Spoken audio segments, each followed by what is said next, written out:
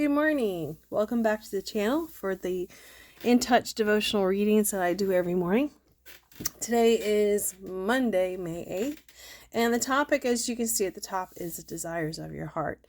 So it's referencing Psalm 37, 1 through 5. So, as always, we are ready to go for that. So here is Psalm 37, 1 through 5. And in my Bible, which I use, it's called the book. I haven't said that in a while, but it's titled the Psalm of David. Don't worry about the wicked. Don't envy those who do wrong. For like grass, they soon fade away. Like springtime flowers, they soon wither. Trust in the Lord and do good. Then you will live safely in the land and prosper. Take delight in the Lord, and he will give you your heart's desires. Commit everything you do to the Lord. Trust him, and he will help you. He will make your innocence as clear as the dawn. Oh, excuse me, I didn't mean to burp there. And the justice of your cause will shine like the noonday sun. That actually went a little past 5, but everything to do. So what it's saying there is trust in the Lord. And it goes back to last week's thing where, you crucify yourself, you develop into your new self, use his resources and trust in him is what this is all leading to here as well. And it's pointing to, and he'll give you your heart's desires. Now, I really don't think the Lord's going to give you everything your heart desires. I mean, within not evil things, he's going to give you, and in our learning of all this, he will give you the things that are best for you within your heart's desires. He's not going to give you everything like you desire $1 million. He's not going to drop that in your lap.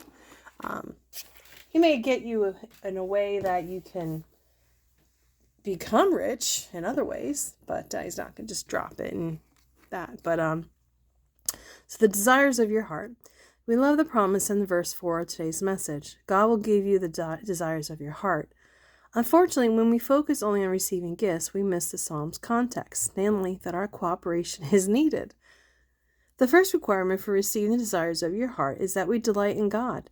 His highest priority is our relationship with him. He wants to give us himself more than anything else.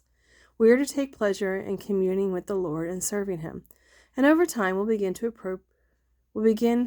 appropriate his way of thinking.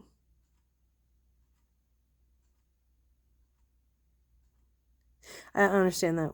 How? Anyway, the second requirement of this promise is that we commit to his plan. Following God's path restructures our heart's desires until they look like his. Now, sometimes what God provides us appears different from what we requested, but he always answers our appeals based on his infinite knowledge and great love.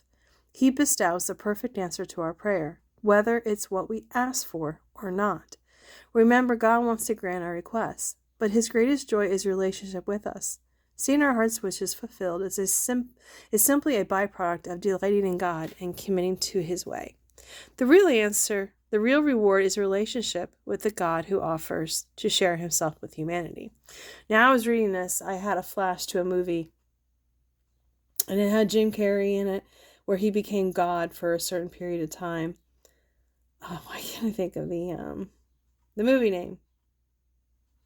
I'm sure someone will know what I'm talking about. For some reason, I can't think of it right now. He thinks he could do better, so God's like, really? Here you go. And gives it to him for the day. And his head starts to fill with all these prayers, like, because people ask for things like, oh, I want to win the lottery, my life will be so much better. Oh, if I could just get this, my life would be so much better. If I could just get that car, I would be so much better, and so forth and so forth. And he was getting tired of hearing all the prayer requests, and he put it into a computer. The requests would just come in through a computer, and he would sit there and he would think that he was getting ahead of the thing, but people were always praying to God, and for this and that. And he finally just said, reply yes to all. And a lot of people always pray to win the lottery. I've done it. If I could just win Powerball, I could retire, I could help so many people, I could do this and that. But if everyone won Powerball, let's just say, like in this movie, there actually became riots because people were like, I only won $5. And so they rioted. I mean, people riot for everything these days, if you just look at America. But it brings me back to that God's not going to let you win the Powerball just because you asked for it. He knows better, as it says here, is an infinite knowledge. He knows your path. He knows what he's going to do for you. There's a reason why you're in the situations you're in, to learn and to suffer. That was last week as well. And suffering's not always like you're just like in total pain, like, in the lion's den, but it's to make you appreciate what you have so you can get more. Because that is the one thing we were taught too. He's not going to give you more if you can't appreciate what you already have. So that all kind of correlates there. Not kind of, it does all correlates there. So that's how I take that for today. But as always, I'm going to put a link in the description to the actual In Touch Ministries reading, because I do listen to that as well.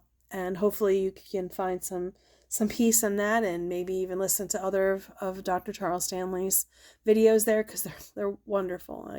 I have a book that I just take notes from his studies, and I need to go back and reflect on it, actually, because I found it again.